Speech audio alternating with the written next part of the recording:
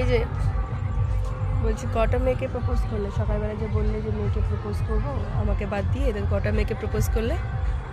5টা। 5টা মেয়েকে প্রপোজ করলে? অ্যাকসেপ্ট করেছে তারা?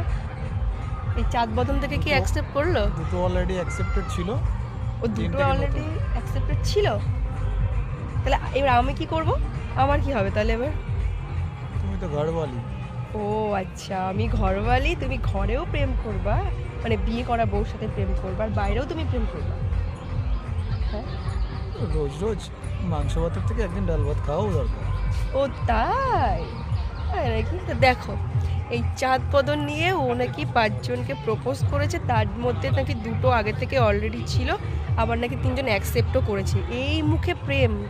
দেখো, কে অ্যাকসেপ্ট করে ওর প্রেম বলো তো? দেখেছো ছেলেটা কি মুখখানা? খারাপ নাকি?